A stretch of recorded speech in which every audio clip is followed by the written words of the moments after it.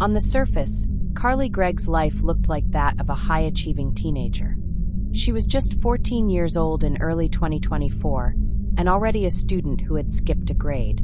She lived with her mother and stepfather in a quiet Brandon, Mississippi neighborhood. The family was considered stable by neighbors. Her mother, Ashley Smiley, was a well-liked math teacher. Her stepfather, Heath Smiley, worked in healthcare. There was no public indication of turmoil or instability inside their home. But what was visible to the outside world was only a fragment of a much darker reality unfolding behind closed doors. Carly's academic success masked deeper struggles. She had long suffered from bouts of depression and, according to later reports, had expressed auditory hallucinations. She had previously engaged in self-harming behavior, which had led to changes in her medication regimen. Despite those signs, she was not actively undergoing intensive psychiatric care. Her parents were aware she was struggling emotionally, but the depth of her mental state would not be fully understood until it was too late. On a March afternoon in 2024, Carly returned home from school with her mother. The day had started like any other. But what happened in the hours that followed would mark one of the most shocking and disturbing crimes involving a minor that year. What began as a seemingly typical mother-daughter argument escalated into a fatal act of violence. The confrontation began over a vape pen. Ashley had discovered that Carly had been vaping and decided to confront her. The argument grew intense when Ashley took Carly's phone. The loss of access to her phone appeared to trigger something deeper in Carly. In a moment of quiet, she retrieved a loaded .357 Magnum revolver hidden under her parents' mattress. Holding the gun behind her back, she walked to the master bedroom where her mother was. Without any warning or apparent hesitation, Carly shot her mother 3 times, once in the chin and twice more in the face. Ashley collapsed on the floor and died almost instantly. For several minutes afterward, Carly remained in the room. There was no indication that she had attempted to call for help or flee the scene. Surveillance footage later showed her walking through the house, petting her dog, humming to herself, and sending casual text messages to friends. One of those friends would soon become a direct witness. Carly invited the friend to come over, sending a message that read, "Are you sensitive to dead bodies?" When the friend arrived, Carly led her to the room where her mother's body lay. The friend, horrified, fled and contacted another adult. Meanwhile, Carly stayed at the house, her behavior unsettlingly calm. Later that same evening, Carly's stepfather Heath returned home. Carly was waiting. As he entered, she attempted to shoot him as well, firing the same revolver and hitting him in the shoulder. Despite being wounded, Heath managed to wrestle the weapon away from her and called 911. Carly fled the house but was quickly located by law enforcement and arrested a short distance away. The crime shocked the community. News of a gifted, seemingly well-behaved teen committing a double shooting spread quickly. The questions came just as fast. What led Carly to do this? Was it a psychotic break? Was it premeditated? What role did mental illness play? And how would the justice system handle a case involving a 14-year-old charged with one of the most severe crimes under state law?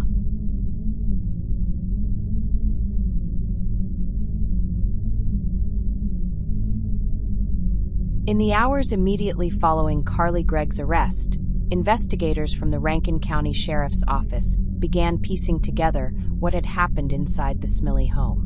The call that had brought law enforcement to the scene was logged as a domestic disturbance with shots fired. When deputies arrived, they found Heath Smiley bleeding from his left shoulder and in a state of visible shock. Ashley Smiley was found in the master bedroom, lifeless on the floor. Carly was already in custody, having been arrested nearby without resistance. Initial evidence from the crime scene aligned with Heath's account. 3 spent shell casings were found near Ashley's body, matching the .357 Magnum revolver recovered at the scene. The gun had been legally owned and was typically stored under the couple's mattress. Investigators noted that no signs of forced entry or struggle were present. Nothing appeared to have been stolen or disturbed, further supporting the theory that the attack came from inside the home and with premeditation. Carly was taken to the Rankin County Youth Detention Center. Under Mississippi law, suspects as young as 13 can be charged with murder and tried as adults in certain cases, depending on the severity and circumstances. Given the nature of the crime, multiple gunshots, one fatality, and a second victim seriously injured, prosecutors quickly confirmed they would pursue charges of murder and attempted murder against her as an adult. This announcement sparked intense public debate. Back at the scene, detectives began reconstructing Carly's movements on the day of the murder. Surveillance footage from the Smiley Homes security system played a critical role. The cameras, installed primarily for household security, captured silent video footage from the exterior and several interior angles. One clip showed Carly retrieving the revolver. Another, taken shortly after the shooting, showed her walking calmly through the kitchen, holding her phone, and stopping to pet the family dog. Her composure in these moments would later become a point of focus for both investigators and psychologists. Text messages sent from Carly's phone also helped build a timeline. After the shooting, she messaged a friend and invited them over with the ominous warning, "Are you sensitive to dead bodies?" That friend would later be called as a witness in the legal proceedings. She told police that Carly had shown her Ashley's body with little visible emotion. The friend, frightened, left immediately and told another adult what she had seen. That adult then contacted Heath, who rushed home and encountered Carly's second act of violence. As detectives interviewed Carly, they were struck by her detached demeanor. She was coherent, calm, and matter-of-fact. She admitted to shooting her mother and stepfather, but did not express overt regret. Instead, she explained that she had snapped and felt cornered. She described a growing anger and a sense of helplessness that she claimed had built up over time. Though she acknowledged that her actions were wrong, her emotional presentation remained flat. During questioning, Carly also disclosed that she had been hearing voices in the days leading up to the shooting. She claimed that the voices had urged her to do something drastic. Investigators documented these claims carefully and began the process of coordinating with forensic psychologists to evaluate Carly's mental health. Her history of depression and self-harming behaviors became central to understanding what had led to the crime. Medical records confirmed that Carly had previously been seen by a pediatrician for emotional struggles and had been prescribed antidepressant medication. However, she had not received intensive psychological therapy, nor had she been hospitalized. Some mental health professionals later pointed to this as a missed opportunity for early intervention. Public reaction was immediate and polarized. On social media and in local news outlets, community members expressed disbelief that a 14-year-old could carry out such a violent act. Others focused on the role of mental illness and questioned whether the justice system should prosecute a teenager as an adult. Debates arose about parenting, access to firearms, adolescent brain development, and the intersection of psychological disorders with criminal responsibility. As forensic experts conducted a psychological evaluation of Carly, their assessments became a key component of the pretrial investigation. The evaluation aimed to determine whether Carly was competent to stand trial and whether she understood the difference between right and wrong at the time of the crime. It also sought to evaluate whether she was suffering from a mental illness that could have influenced her behavior. The psychological reports, though sealed, were described in court as containing evidence of severe emotional distress, potential auditory hallucinations, and possible early symptoms of a dissociative or psychotic episode. However, the prosecution countered that despite these symptoms, Carly had displayed enough cognitive awareness to plan her actions. They pointed to her retrieval of the gun, the targeting of specific individuals, and her efforts to mislead others afterward. Prosecutors built their argument around the combination of premeditation and controlled execution. Carly had gone directly to the location of the hidden firearm. She had hidden it behind her back before confronting her mother.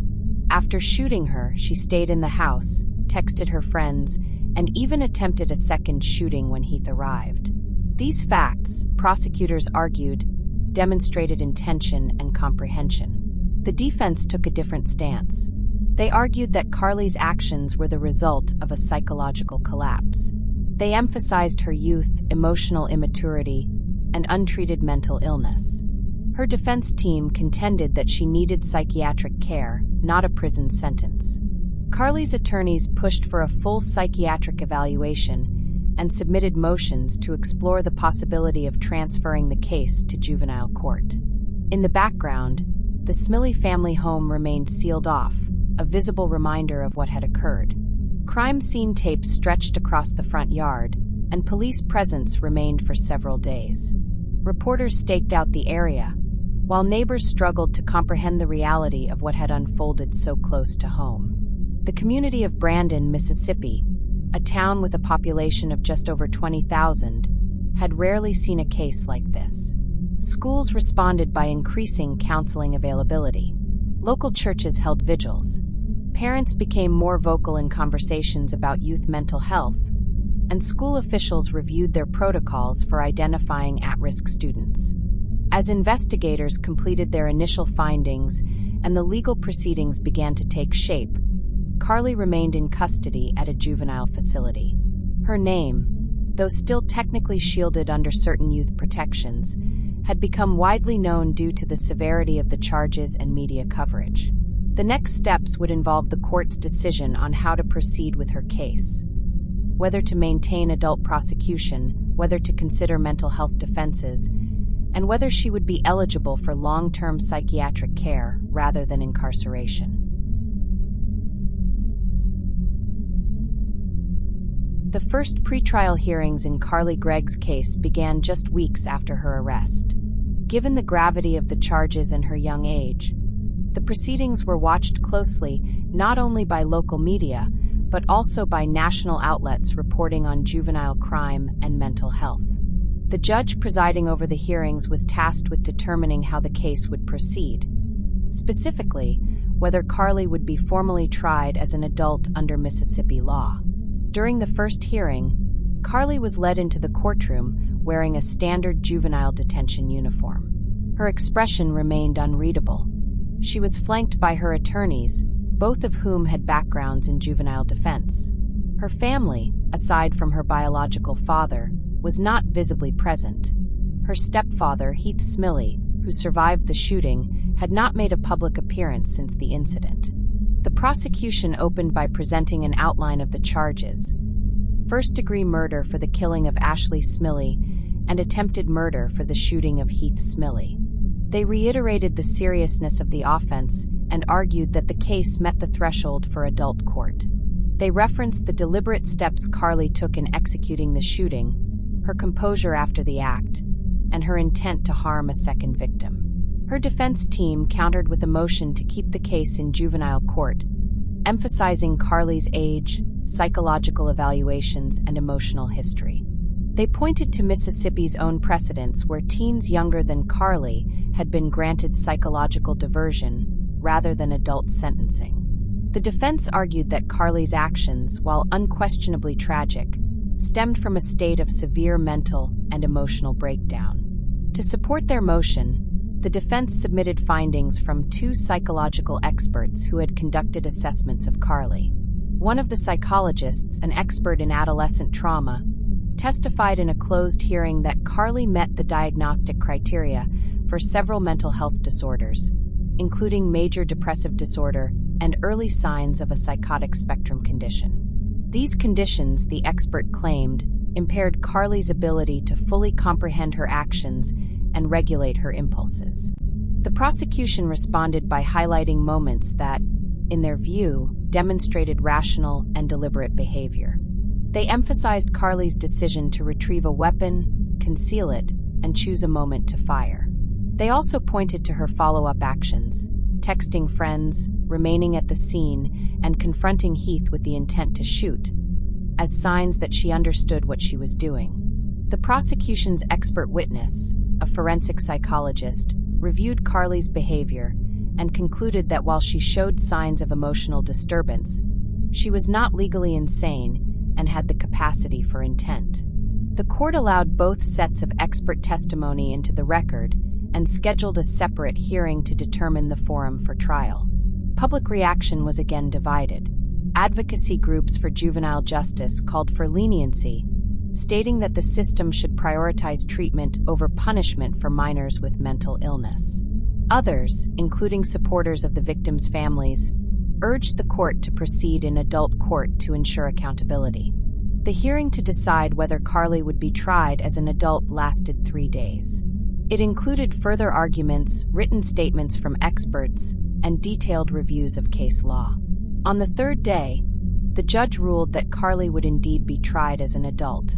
The decision was based on the combination of the crime's severity, the use of a firearm, the presence of multiple victims, and evidence that Carly could appreciate the consequences of her actions. Following that ruling, formal arraignment proceedings began. Carly was officially charged with first-degree murder and attempted murder. She pleaded not guilty on both counts. Her defense team began preparing for trial, which was scheduled to begin in the following months. In the meantime, they continued to seek opportunities for additional mental health evaluations, hoping to present a more comprehensive picture of Carly's psychological condition at the time of the offense. News outlets continued to cover the case closely, often framing it as a legal test for how far the system should go in punishing juvenile offenders. Editorials in local papers questioned whether a 14-year-old could truly be held to the same standard as an adult. National commentators debated the balance between public safety and adolescent mental health support. Amid this growing attention, Carly remained detained at a juvenile facility, segregated from the general population due to the nature of her charges. She spent most of her time in a cell, attending therapy sessions and educational programming. Reports from facility staff described her as quiet, polite, and compliant, but emotionally withdrawn. Counselors noted that she sometimes expressed remorse, but rarely initiated conversations about the events. In preparation for trial, the defense issued subpoenas for Carly's school records, medical history, and previous communications, text messages, journal entries, and emails. They aimed to construct a detailed timeline of her mental and emotional state in the months leading up to the shooting. Carly's school files showed a gradual academic decline and several unexplained absences. Teachers had previously described her as bright, but increasingly disengaged. Her pediatric medical records confirmed that she had been seen multiple times for anxiety, depressive symptoms, and psychosomatic complaints. Notes from visits indicated that Carly often complained of fatigue and emotional overwhelm, though she did not always verbalize specific thoughts of harm. She had been prescribed an antidepressant roughly 2 months before the shooting. The defense argued that the medication adjustment could have contributed to a destabilized mental state. Prosecutors prepared their own case by focusing on the crime itself, its execution, the physical evidence, and Carly's post-incident behavior. They gathered digital evidence, including her text messages and online activity, to show that Carly had demonstrated an awareness of what she had done. Some of her messages appeared to reflect satisfaction or detachment, which the prosecution interpreted as a lack of remorse. As the trial date approached, motions continued to be filed. The defense requested that the court exclude certain pieces of digital evidence on the basis that they could be misinterpreted or were taken out of emotional context. The prosecution opposed these motions, arguing that the messages were central to establishing motive and mental state. Court documents showed that both sides were preparing to call multiple expert witnesses in mental health, adolescent development, and forensic psychology. The trial was expected to include days of testimony, a review of Carly's digital footprint, and discussions of the legal boundary between juvenile recklessness and criminal intent. Jury selection was scheduled to begin soon, drawing from a pool of residents in the local area who would be vetted carefully for biases and opinions about youth crime. Security was heightened around the courthouse. The judge issued a gag order limiting public commentary from attorneys to reduce pretrial publicity. Meanwhile, the families of both victims, Ashley and Heath Smiley, remained largely silent in public. Ashley's extended relatives released a brief statement asking for privacy and for the justice system to be allowed to proceed without disruption. As the legal machinery moved forward, the emotional weight of the case settled over the town of Brandon. Parents spoke more openly with their children about mental health. Teachers received additional training in how to spot warning signs. Local mental health providers reported an increase in teen referrals. The case had become more than a prosecution. It was now a symbol of the complexity surrounding juvenile crime, emotional trauma, and the limits of legal interpretation in moments of psychological crisis. And with the trial on the horizon, the full weight of the facts, arguments, and consequences were about to be tested in court. The trial of Carly Gregg began under heavy security and public scrutiny. Reporters gathered outside the courthouse each morning, documenting every appearance, every statement, and every detail that emerged from inside. Although courtroom photography was prohibited due to Carly's age at the time of the offense, media outlets relied on sketches and summaries to communicate what unfolded each day. The presiding judge allowed a limited number of reporters inside, provided they complied with strict conduct guidelines and refrained from direct identification of minor witnesses. Inside the courtroom, Carly sat silently between her attorneys. She was dressed in plain attire and appeared physically small, especially in contrast to the scale of the courtroom around her. Her demeanor remained subdued, her eyes rarely leaving the table in front of her. The prosecution and defense each prepared a presentation that would span several days, drawing from forensic evidence, digital data, psychological assessments, and expert testimony. The prosecution began by presenting a clear, structured narrative. They walked the jury through the events of the day of the shooting. The revolver had been retrieved from under the mattress. Ashley Smiley had been shot multiple times at close range. Heath Smiley had been targeted immediately upon entering the home. Surveillance footage was introduced showing Carly walking calmly through the house, interacting with the dog, and messaging her friend in the immediate aftermath of the crime. Digital evidence was next. Text messages retrieved from Carly's phone were displayed. Some of the messages sent before and after the shooting were read aloud.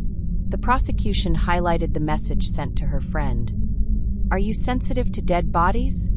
and others that displayed what they described as emotional detachment. The prosecution argued that the sequence of events, including the act of luring someone to the crime scene and the attempt to shoot a second person, showed clear deliberation. Next came the forensic experts. Ballistic analysis confirmed that all rounds had been fired from the same revolver. The angle and proximity of the shots indicated that Ashley had little or no time to react. The medical examiner testified that the nature of the wounds suggested a focused and intentional act. The prosecution reinforced this point by emphasizing that Carly had approached her mother from close range with the weapon hidden behind her back. The prosecution then addressed Carly's mental health. Their expert, a forensic psychiatrist, acknowledged that she exhibited signs of emotional instability, but concluded that she was not psychotic or delusional during the time of the crime.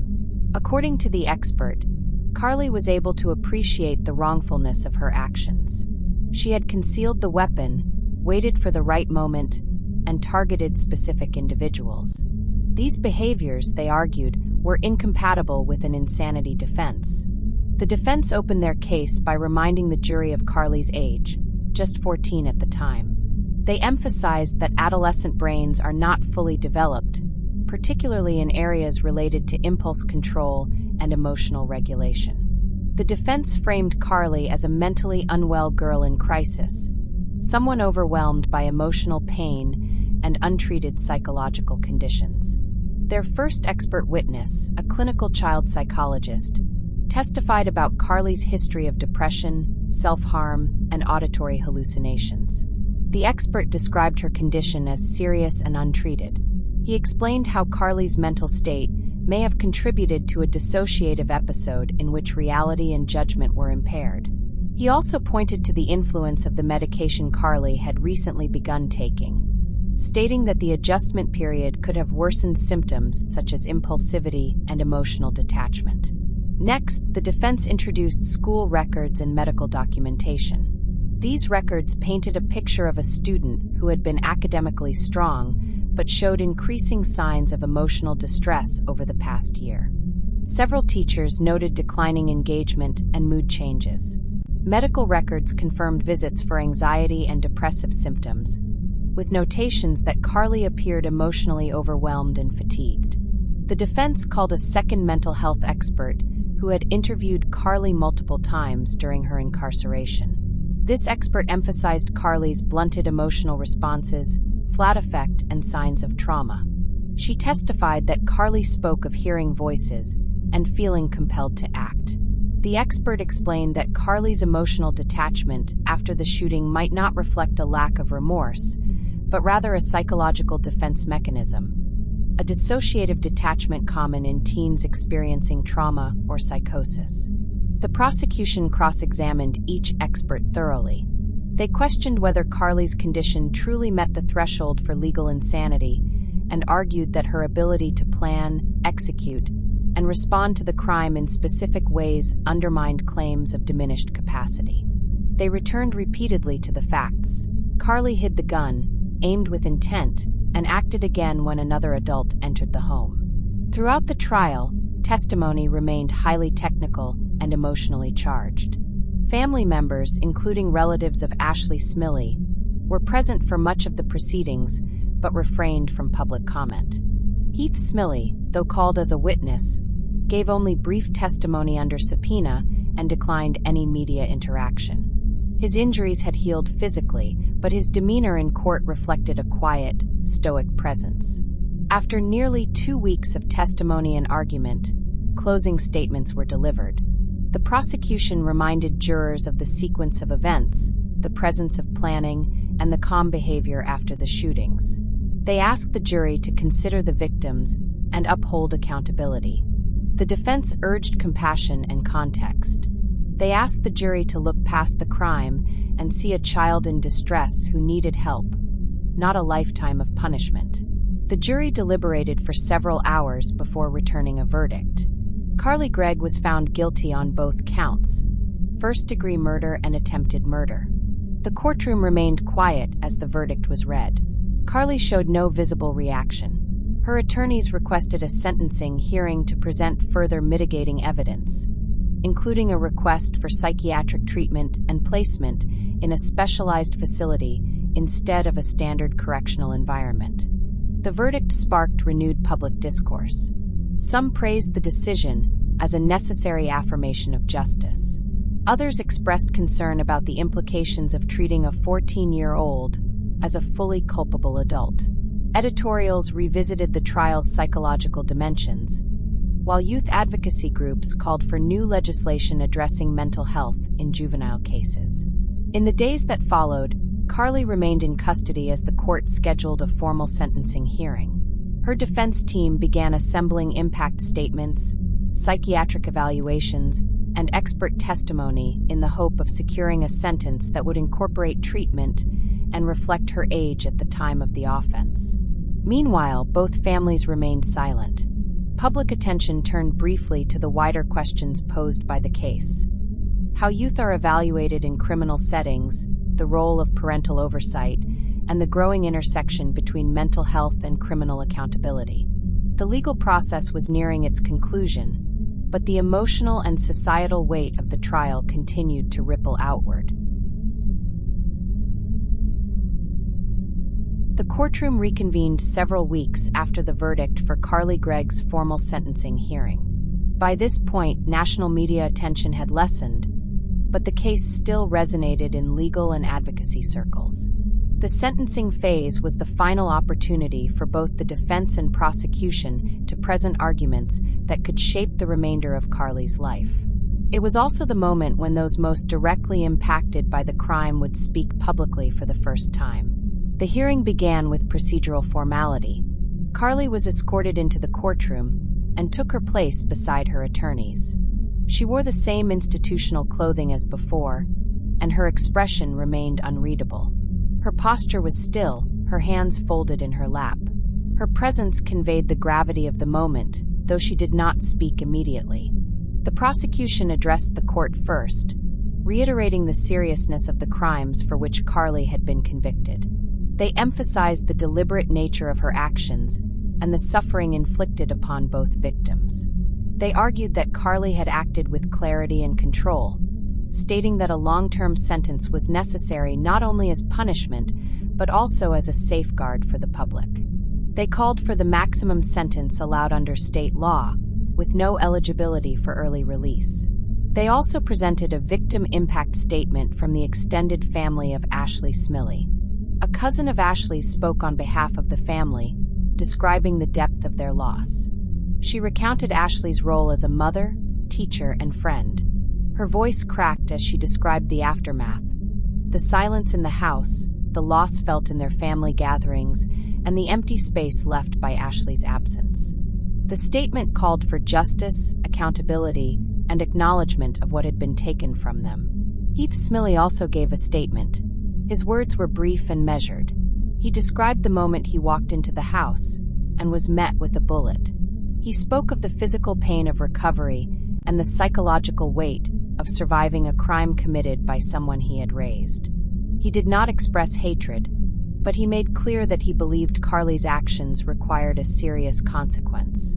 The defense then began its presentation. Carly's lead attorney emphasized her age at the time of the offense and her ongoing mental health needs. He argued that while the crime was undeniably severe, Carly had already shown signs of remorse and progress in treatment during her time in detention. He submitted letters from mental health professionals who had worked with Carly over the preceding months, each outlining the therapeutic steps taken and the recommended path forward. A licensed therapist who had been seeing Carly weekly testified that she had made significant psychological progress. She described Carly's consistent participation in trauma-informed therapy, her willingness to discuss the events of the shooting, and her growing ability to express remorse. According to the therapist, Carly had developed greater emotional insight and no longer exhibited the same flat affect observed immediately after the incident. The defense also introduced statements from a correctional case manager and a youth counselor, both of whom described Carly as compliant, respectful, and introspective. They noted that she was engaged in educational programming, had earned high marks in her coursework, and had shown leadership in small peer discussion groups focused on emotional regulation. When invited to speak, Carly stood and addressed the court. Her voice was quiet but clear.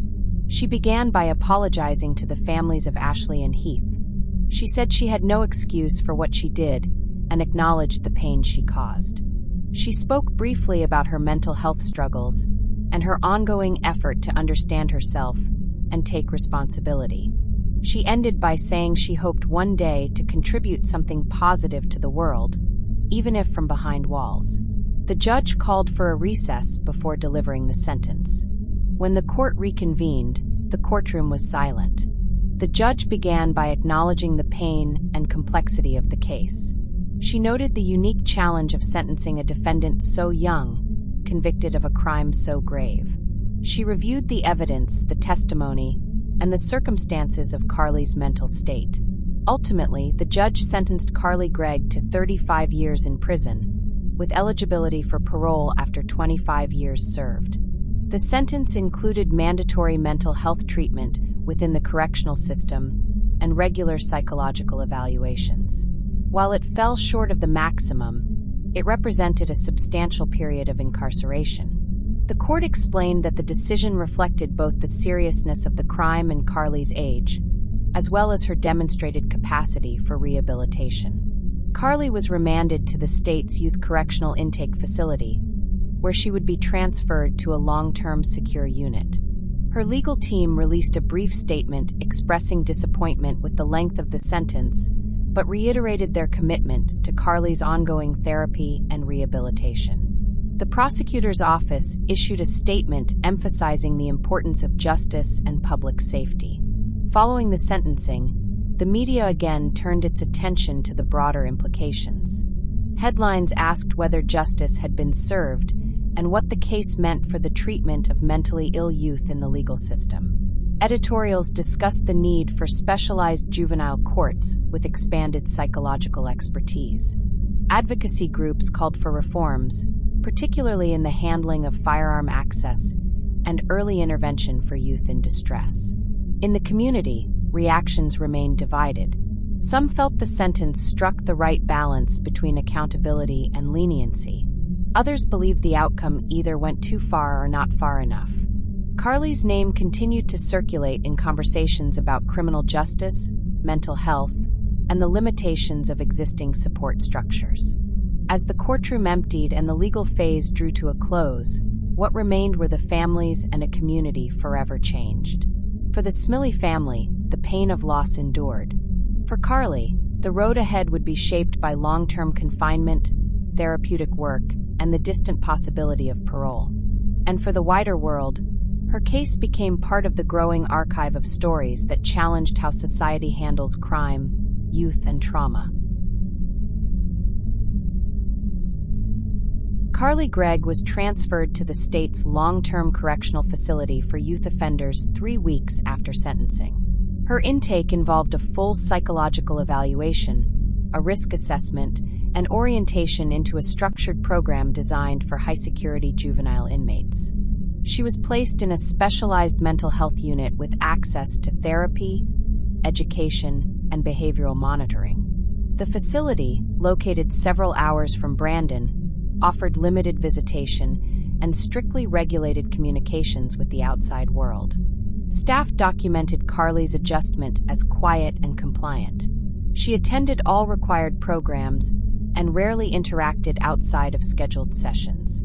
Her days were governed by a rigid schedule: early wake-up, academic classes, therapy, meals, and lights out by early evening. She had minimal privacy and constant supervision. In the early weeks, Carly reportedly kept to herself, declined recreational activities, and showed little engagement with peers.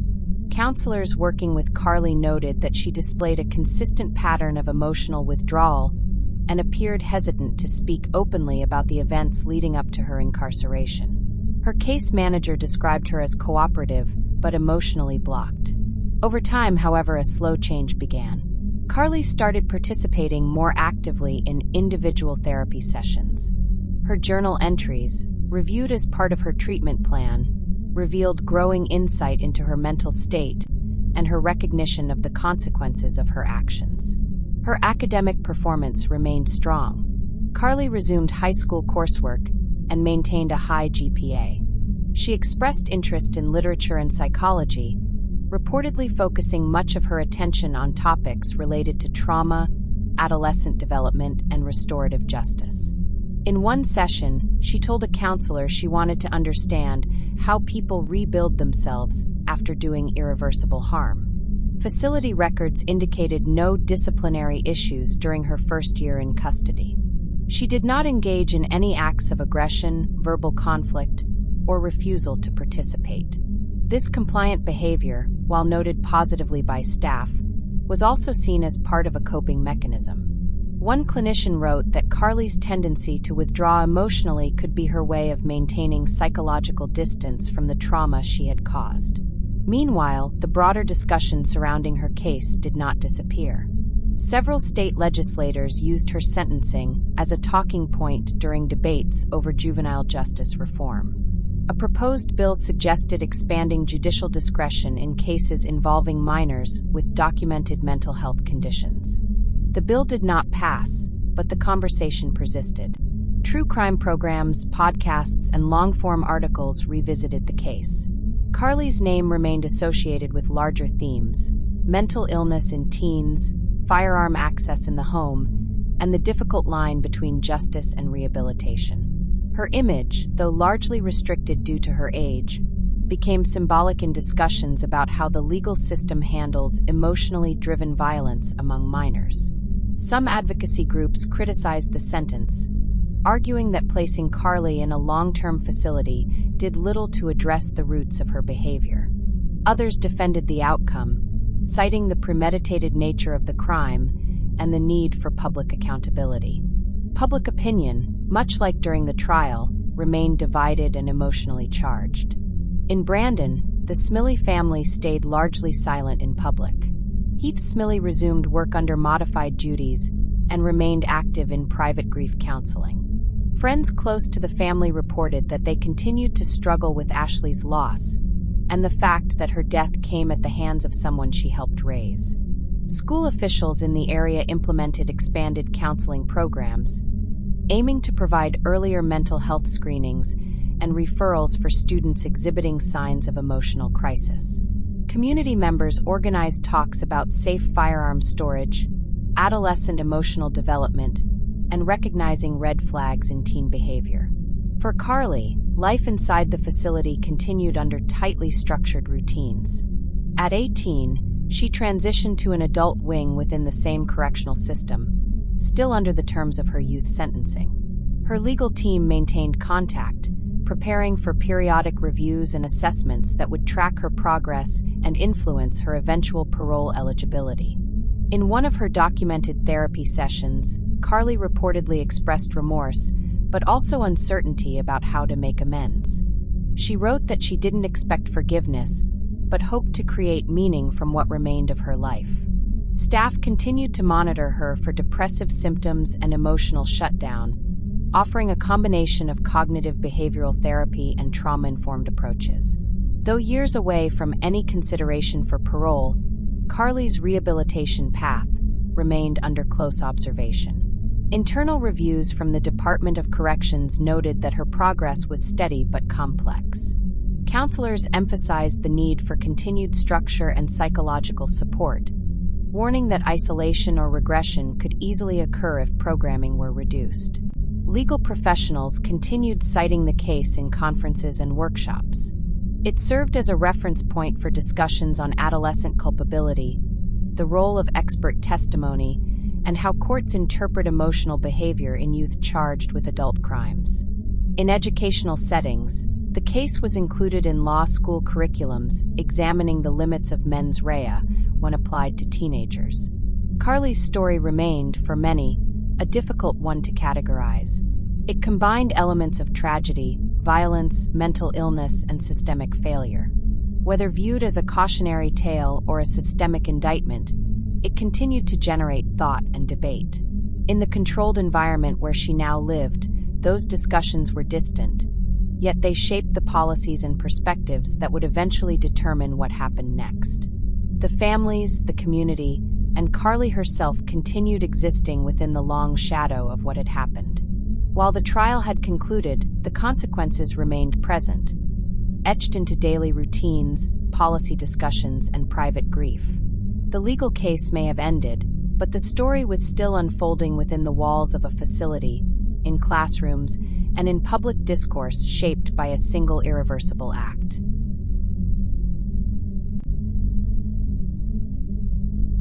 By her third year in custody, Carly Gregg had become a fixture of the state's youth-to-adult correctional program. She was now officially classified within the transitional track, an internal designation for inmates who had aged out of the juvenile system but continued to serve long-term sentences under adult statutes.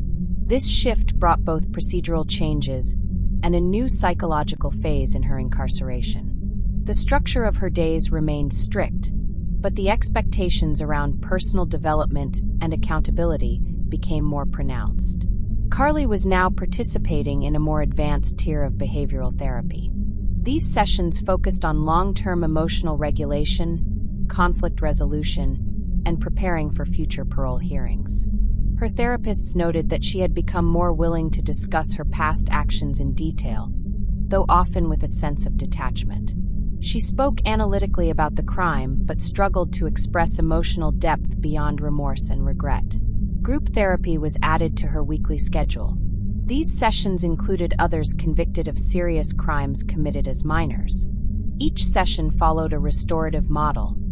Participants were asked to take ownership of their actions, reflect on the impact of their behavior, and begin exploring long-term goals.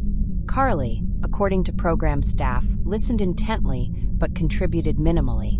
When she did speak, her insights were often precise and self-aware, though she remained emotionally cautious. In educational settings, Carly continued to excel.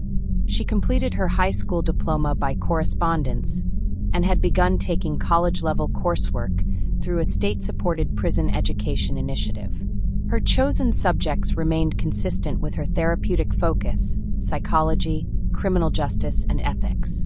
Her academic advisors noted that she rarely missed assignments and often requested additional readings. Her communications with the outside world remained limited. Carly received occasional visits from her legal representatives and sporadic letters from her biological father, though no family members visited regularly. These communications were monitored and infrequent. Correctional staff noted that Carly maintained a private, inward-focused routine. She avoided conflict, maintained compliance with institutional rules, and rarely interacted outside of structured activities. The Department of Corrections assigned a parole preparation officer to Carly's case, even though her eligibility was still more than a decade away. This officer's role was to track long-term behavior and prepare progress documentation. Carly's file reflected consistent participation, no infractions, and high marks in both academic and therapeutic domains. Still, notes included references to her ongoing emotional detachment, which evaluators continued to monitor. Outside prison walls, interest in Carly's case evolved. While daily media coverage had faded, true crime communities and legal scholars remained engaged. Several academic papers referenced her trial as a benchmark in evolving juvenile law. Commentators pointed to her case when discussing the balance between punishment and rehabilitation, especially in instances involving untreated adolescent mental illness. Legislative hearings in the state revisited aspects of her case during sessions focused on juvenile sentencing reform. Lawmakers debated the introduction of age-based parole modifiers, which would allow earlier review of sentences handed down to minors tried as adults. Though not passed into law, the bill received more bipartisan support than previous versions. Carly's case was not named explicitly in public documents, but several legislative aides confirmed it had been discussed internally. Advocacy groups continued to cite the case in campaigns related to mental health access, youth sentencing, and firearm storage laws. Carly became a case study in national conferences about restorative justice and adolescent brain development. Educational panels emphasized the need for early intervention and comprehensive psychological evaluations in school settings, pointing to missed signs in Carly's background. Within the correctional facility, staff introduced Carly to a mentorship program. Though she could not serve in a traditional mentoring role due to her sentence, she was encouraged to help design workshop content for younger inmates. Her participation involved drafting educational materials on managing emotional crises and the long-term consequences of impulsive behavior. This role was closely supervised but provided Carly with a sense of contribution. Therapists reported a slight improvement in her emotional expressiveness during this period. She began describing not just the events surrounding the shooting, but the psychological context, feelings of despair, powerlessness, and escalating anger that had gone unaddressed. She acknowledged that her reaction had been extreme and irreversible. In group sessions, she stated that no amount of reflection could undo what she had done, but she felt obligated to understand it fully. Corrections staff continued to track her psychological profile carefully. Progress reports indicated she remained emotionally stable, though guarded. She had not displayed any signs of regression or aggressive behavior. Peer relationships remained minimal but cordial. Most of her interactions took place during educational or therapeutic sessions. Carly's name appeared again in legal discourse when a national publication ran a feature on youth sentencing disparities. The article examined several high-profile cases, including hers, and questioned the consistency of sentencing outcomes for minors across different states. Legal experts debated whether Carly's sentence was proportionate, especially given her age and mental health history. The article reignited brief public interest, leading to a wave of online commentary. Opinions remained divided. Some expressed sympathy and called for sentence review. Others maintained that the nature of the crime warranted the original sentence. Carly, unaware of much of the debate, continued her daily routine inside the facility. Despite the attention, No legal action was filed for sentence modification. Her defense team, while monitoring legislative developments, did not submit new motions. They maintained regular check-ins with Carly, but focused primarily on maintaining her eligibility record for eventual parole review. In therapy, Carly continued to express ambivalence about her future. She did not articulate a strong desire for release, but focused on personal responsibility and internal reconciliation. Staff noted that her concept of the future remained abstract. She described her goals in terms of understanding, not freedom. Carly's institutional record remained one of quiet consistency. She engaged, cooperated, and learned, but remained emotionally distant. Her case remained one of the most closely watched examples of adolescent crime, sentencing, and psychological rehabilitation in the region. Within the facility, she existed between two identities, once a child, now a convicted adult, carrying the weight of an irreversible act in a system still deciding what to do with young people like her.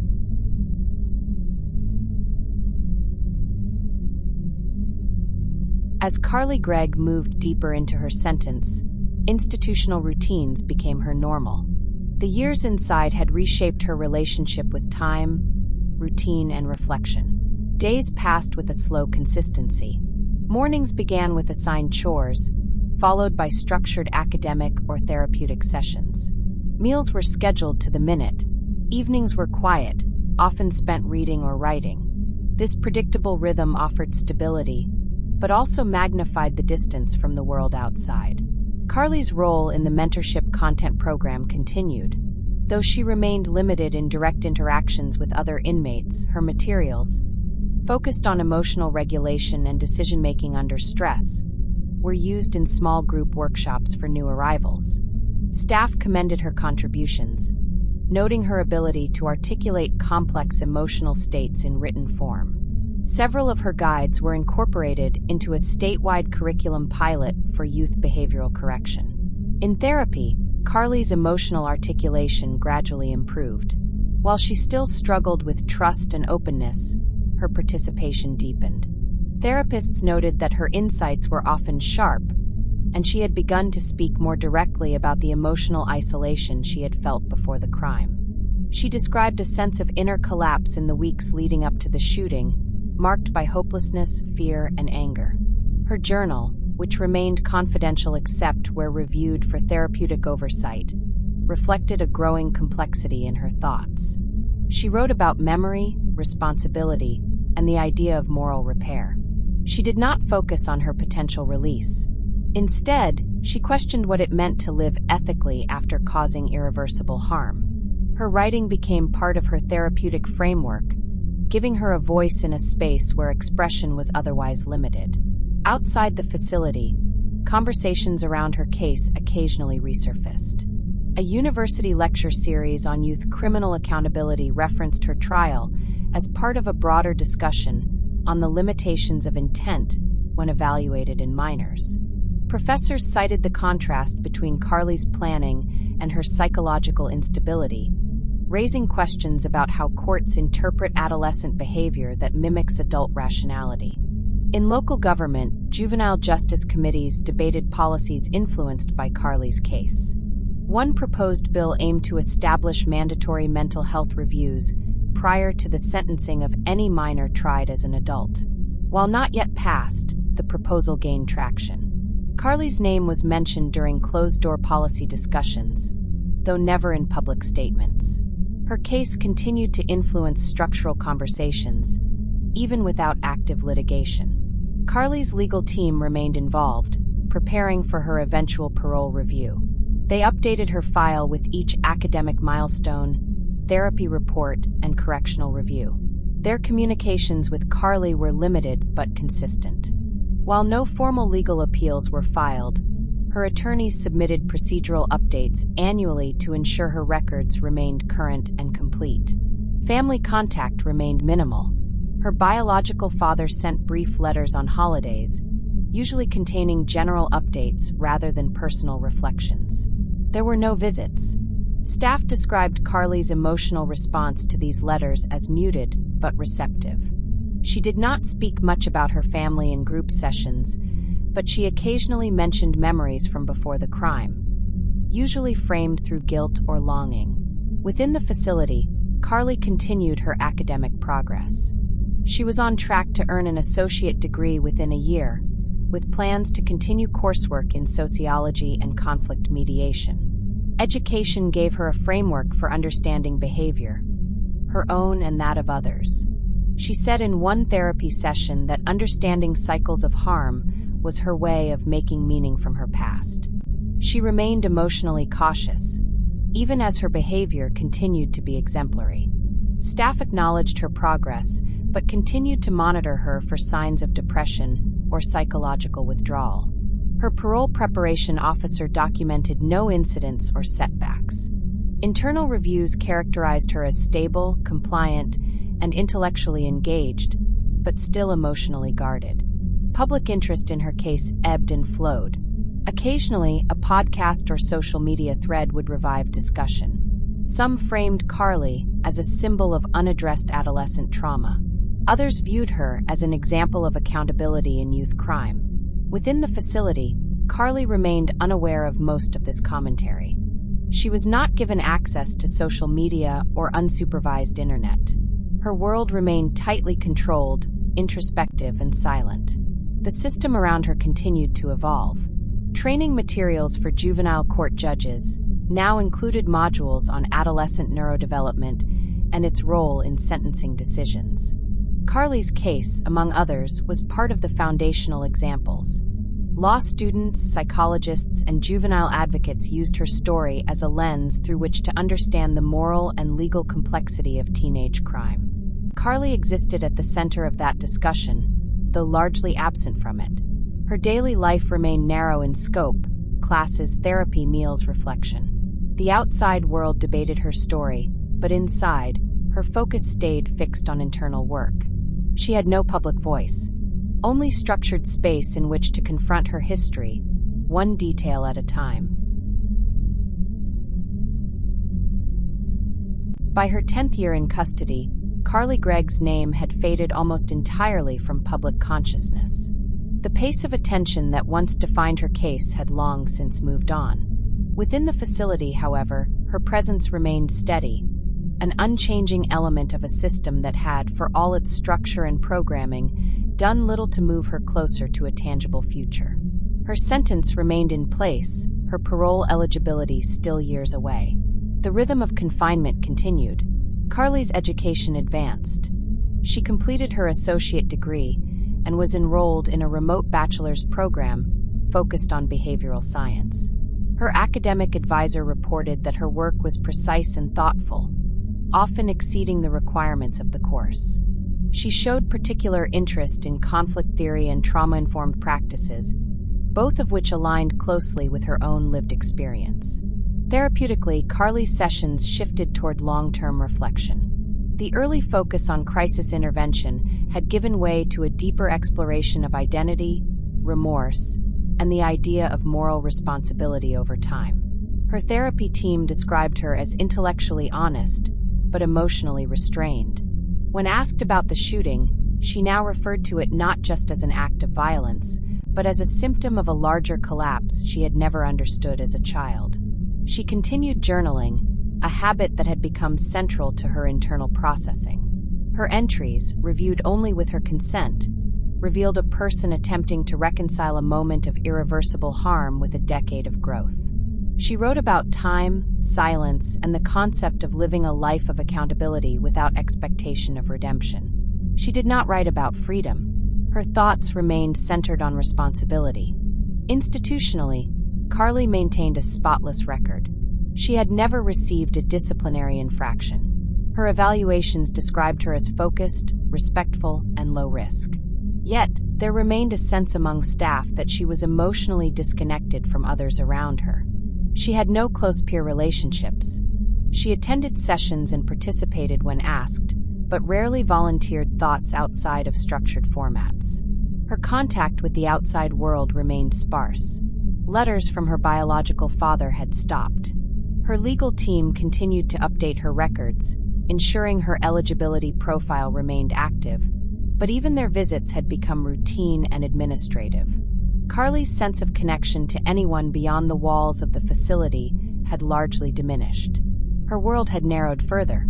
Despite the distance from public attention, the broader impact of her case persisted. Several university programs used anonymized elements of her trial as case studies in legal ethics and juvenile justice.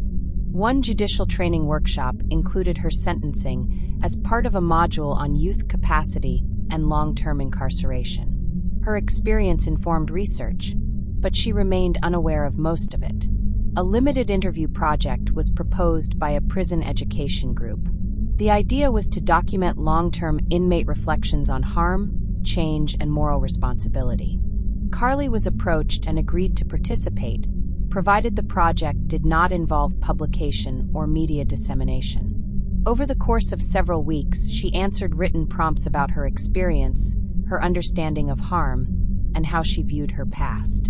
Her responses were quiet, deliberate, and free of dramatics.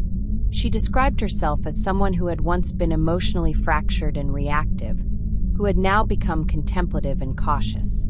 She did not excuse the crime. She offered no alternative explanations. She referred to herself simply as someone trying to carry what she had done in a way that didn't cause further harm. The interview transcripts were used only within the educational program, shared with a limited circle of researchers. They noted her clarity, her avoidance of self-pity, and her commitment to remaining accountable without seeking forgiveness. Her voice, while not public, had become part of a quiet archive of stories documenting long-term psychological adaptation in incarcerated youth. Inside the facility, Carly's life remained steady. She continued her studies, participated in therapy, and followed routines. Her role in mentorship materials persisted. Occasionally, she updated content for emotional regulation workshops, reviewing and revising exercises she had helped write years before. Staff trusted her judgment, but noted her continued emotional restraint. No new legal motions were filed on her behalf. Her parole review remained on the horizon, scheduled for a date still years in the future. When asked about it during counseling, she rarely offered opinions. Her language suggested that she viewed parole not as a goal, but as a procedural marker, something to prepare for but not anticipate. The institutional records kept on Carly reflected an unusual consistency. No behavioral issues, no regressions, no clear signs of depression, but no strong emotional expressions either. She was engaged, present, but carefully guarded. Therapists described her as someone who had built an inner framework for survival, one centered on reflection, structure, and a sense of quiet duty to carry the weight of her actions. Carly Gregg's story had receded from the public, but within the world of correctional systems and educational theory, it remained quietly influential. She continued to live with the aftermath of a single, violent decision made as a child. Now a woman shaped by confinement, accountability, and a relentless commitment to understanding herself. By the 11th year of her incarceration, Carly Gregg had become an internal reference point within the correctional system. New staff members were briefed on her file during onboarding. Her profile was used in training scenarios involving long-term youth inmates. While no longer a topic of outside discussion, her name still moved quietly within institutional circles. She remained a steady presence in the system, unremarkable in conduct, but uncommonly stable in psychological presentation. Her educational path continued. Carly completed her bachelor's degree in behavioral science and began a certificate program in restorative practices. The coursework was structured around reconciliation frameworks and principles of harm reduction. Carly gravitated toward readings that explored community healing in the aftermath of violence, particularly in cultures with different models of justice. She submitted essays on moral agency, authored under a student number with no identifying name. Therapists working with Carly began to shift the focus of their sessions to post-sentence identity. They guided her through questions not of release or freedom, but of what kind of person she had become after more than a decade in confinement. Carly described herself as a person of function, not aspiration. She expressed no desire for vindication, but continued to place emphasis on self-discipline and emotional clarity. She retained her role in the development of inmate-centered educational materials. Her work contributed to a new module used in early orientation programs for youth transfers into adult correctional environments. These materials focused on managing regret, responding to intrusive memories, and sustaining ethical behavior within institutional settings. Carly insisted her name not appear in any credits or acknowledgments. Her therapists noted a deepening stillness in her sessions. She was not disengaged, but she had reached a plateau, a state where growth was internalized and rarely verbalized. She asked few questions. She reflected more than she spoke. Her evaluations described her as thoughtful, regulated, and emotionally durable. One clinician noted that Carly had become a person who lives in consequence without seeking conclusion. The legal team managing her file maintained contact. Their updates were mechanical. Deadlines for parole readiness reports. Institutional summaries. No new motions were filed. Carly responded to inquiries with short, respectful replies. Her legal folder remained pristine, with no complications or disciplinary notes. Parole preparations began in the background. Though the review was still some time away, state procedures required documentation well in advance. Carly was not asked for statements but was informed that psychological and behavioral records would be used to assess suitability.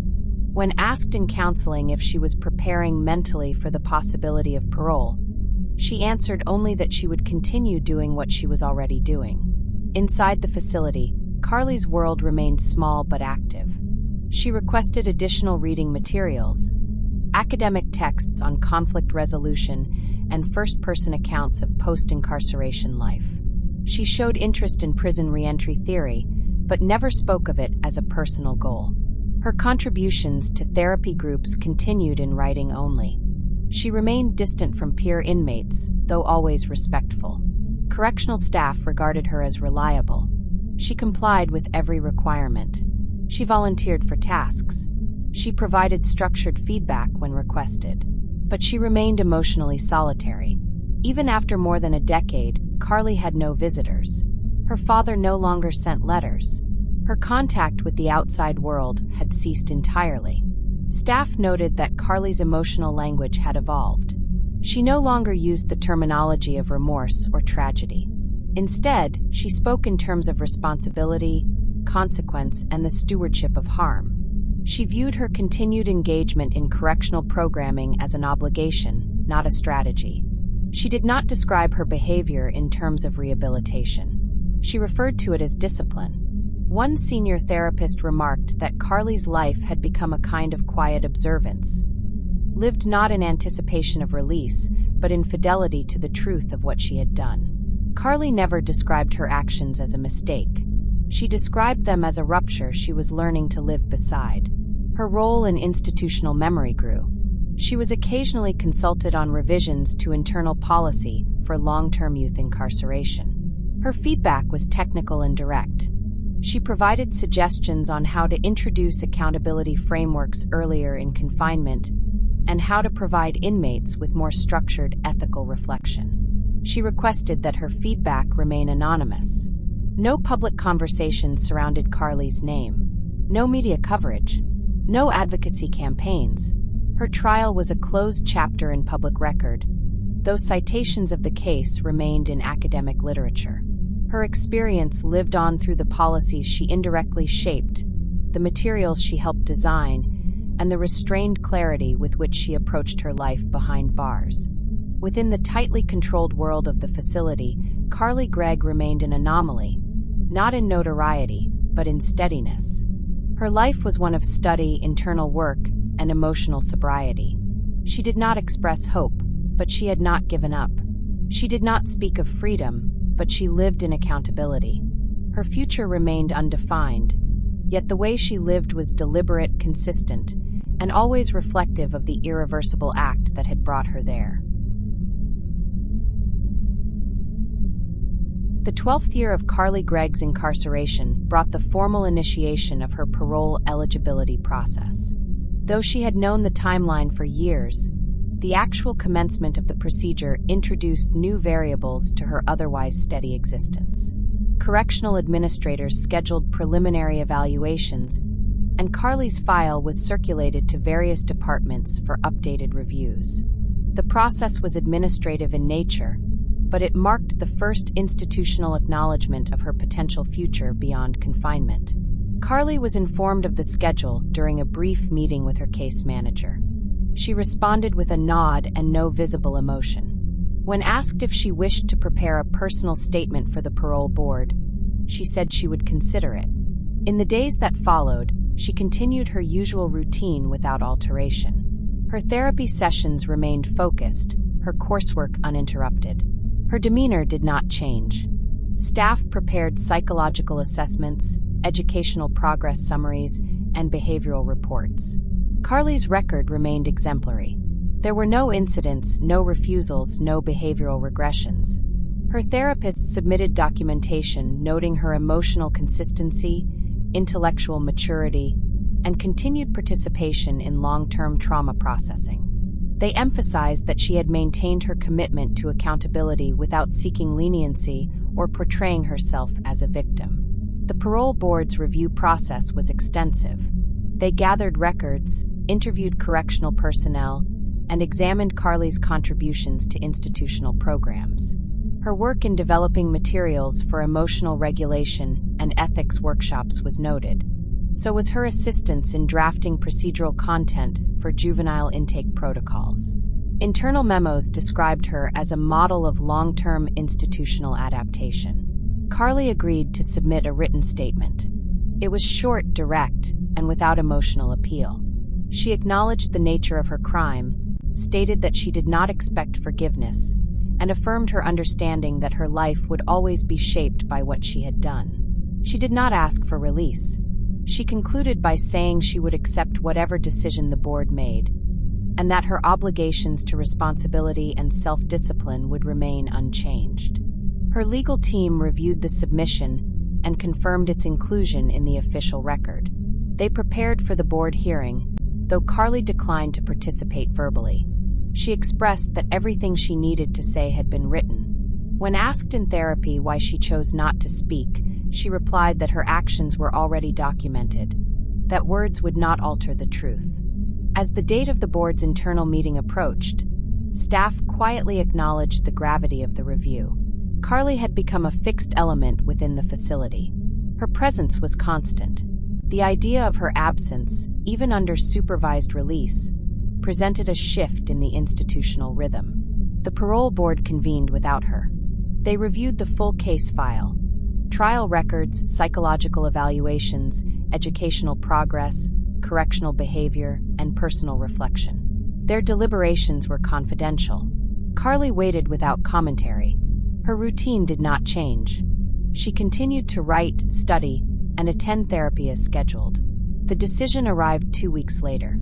The parole board denied Carly's release, but scheduled a follow-up review in 5 years. Their summary cited her exemplary conduct and consistent psychological development, but stated that additional time was necessary to evaluate her long-term readiness for reintegration. They emphasized that the denial was not punitive, but procedural. Carly received the news from her case manager. She nodded, said thank you, and returned to her scheduled class. When her therapist asked how she felt, she said it was expected. She expressed no disappointment, only a continued commitment to her existing path. She returned to journaling that evening, writing only a few sentences about the outcome before shifting to a reflection on discipline and permanence. Institutionally, the response to the board's decision was subdued. Staff resumed normal operations. Carly resumed her role in workshop development. Her therapists noted that her emotional state remained level. She showed no signs of regression or increased stress. Outside the facility, there was no public reaction. The media had not covered the parole review. Advocacy groups were silent. The case, once a focal point of national debate, remained closed to external scrutiny. Carly's name was known primarily in academic and professional circles, focused on youth incarceration and psychological ethics. The parole board's decision extended Carly's time inside, but it did not alter her approach to life. She remained engaged, reflective, and restrained. She continued to read extensively, write consistently, and approach each day with the same structure she had built over years. Her future remained uncertain, but her present remained unchanged, deliberate, focused, and shaped by the irreversible reality that continued to define her existence. Years passed following Carly Gregg's first parole review. The institutional environment around her shifted incrementally. New staff, updated procedures, and evolving programming for long-term inmates, but Carly's rhythm remained much the same. She continued to study, to write, and to maintain a quiet presence shaped by introspection and consistency. Her identity within the facility was fixed. She was no longer seen as a case in flux, but rather as a stable and known quantity, dependable and contained. In the lead-up to her next scheduled parole review, Carly was once again invited to update her file. This time, she declined to submit a personal statement. When asked why, she said she had already said what needed to be said. Her legal team updated the required forms and appended her educational progress, therapy participation, and behavioral records. There were no new variables to report. Her file reflected more of the same: continued compliance, continued growth, and continued distance. She remained engaged in coursework, now pursuing advanced certifications in restorative systems and trauma theory. She contributed intermittently to internal policy discussions, always anonymously, offering perspectives on adolescent justice and long-term accountability. Her feedback was noted and occasionally implemented, but she refused credit or recognition. Within the mental health unit, her therapy sessions took on a tone of long-range reflection. She spoke about legacy, not in terms of name or story, but in terms of the quiet contributions one makes when no one is looking. She saw her existence not as punishment, but as stewardship. When asked whether she still thought about the events that brought her to prison, she said they were not events. They were part of who she was. Not separate, not excused, integrated. In one session, she discussed a concept she had encountered in a book: living ethically without the possibility of absolution. She said that framework helped her stay focused, not as a means of redemption, but as a way to avoid harm. Her therapists noted that her thinking had become both clearer and more inward. She rarely speculated about the future. She focused on maintaining moral consistency in the present. The parole board met again. This time, they conducted a standard procedural review without Carly's participation. Her file was examined, and her record was once again deemed exceptional. After a brief deliberation, the board granted conditional release under supervised transition. Carly would be moved to a halfway facility that supported re-entry for long-term incarcerated individuals. The decision was not announced publicly.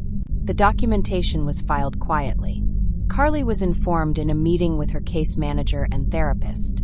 Her reaction was subdued. She asked logistical questions, then returned to her dormitory and resumed her scheduled study period. The transfer date was set for 2 months later. The facility prepared her release packet: identity documentation, education records, parole instructions, and therapy continuity forms. Carly packed her belongings into a small institutional duffel bag. She declined a farewell gathering. On the morning of her transfer, she departed without ceremony. Staff watched as she left, many of them unsure how to feel about the absence of someone who had been such a constant presence. Her arrival at the reentry program was quiet. She was assigned a small room, a weekly therapy schedule, and a work-study placement at a local outreach organization focused on conflict mediation. Her days were scheduled, but no longer confined. She adjusted slowly. In her first public therapy group outside the prison system, Carly introduced herself without context. She did not speak of her crime. She spoke about systems, behavior, and responsibility. Others in the group later said she seemed calm, careful, and deeply reflective.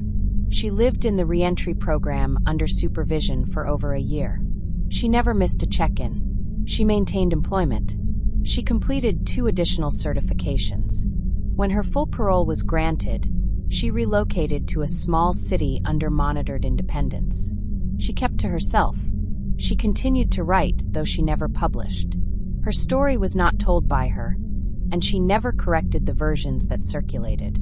For most, Carly Gregg became a footnote, an early tragedy that was absorbed by the system and eventually forgotten.